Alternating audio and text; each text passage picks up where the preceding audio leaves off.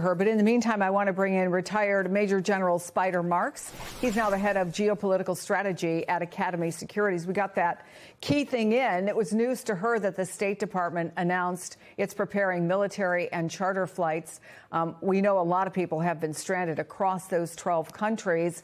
What are the logistics of something like that even like? Well, Chris, thanks for having me.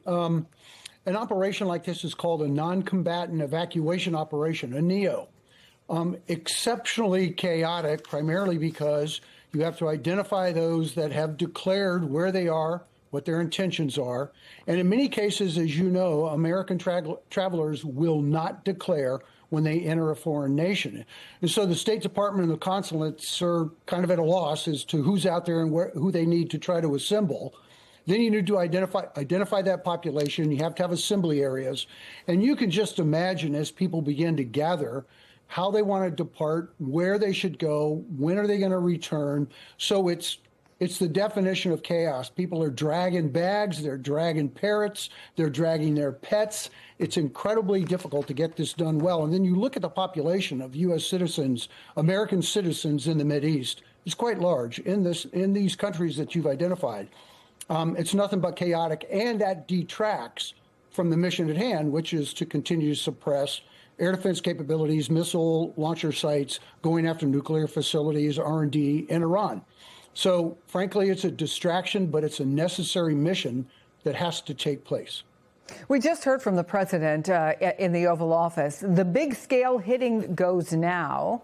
So talk about the danger of it and how bad this could get in the meantime. Yeah, Chris, this is what I would define as kind of the grinded out phase of the operations.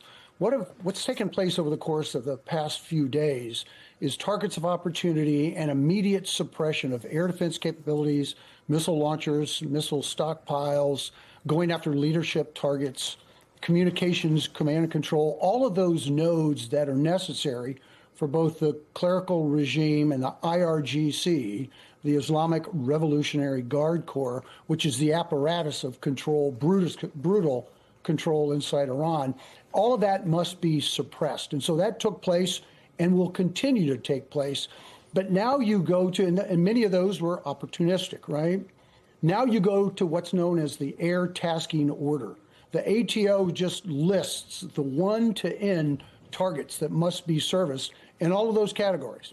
So this thing could become incredible. I mean, it's going to be increasing levels of violence against the regime and multiple targets. But it's a necessary step if you're going to try to extract any type of control mechanisms out of the hands of the IRGC as this government tries to transition. And what does that transition look like? Is it going to be constitutional? Or is it going to be kind of a guardianship where the IRGC step in and say, we got it for now, clerics are still here, but we're kind of in charge now? Or is the IRGC going to come in and say, clerics are out, we've got it until further notice, we're in charge? Or there's a popular uprising, which remains very unlikely based on what we see so far. Yeah, I mean, the president has said he wants the Iranian people to take control of the country in some form, but not just the IRGC. Given the size and the strength of the Iranian military, I think all told, we're looking at 1 million people. A key question is that even possible without American boots on the ground? No, it's not. I would hope there would be no American boots on the ground. Having personally been involved in some of those operations before, we have a very checkered history in terms of affecting regime change and forcing our will onto a people that are not prepared to accept that and want to be a part of the new future.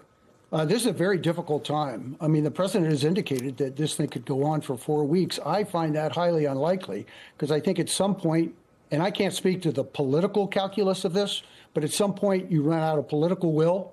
You've got a constituent at home you have to speak to as a matter of routine. You got to describe what the desired end state is.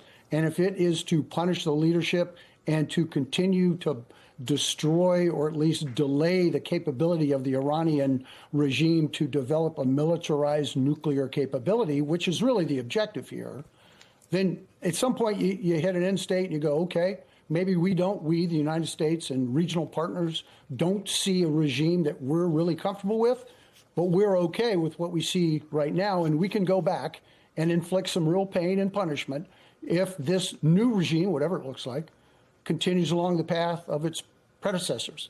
And I think that's where we are right now. Major General Spider Marks, thank you so much.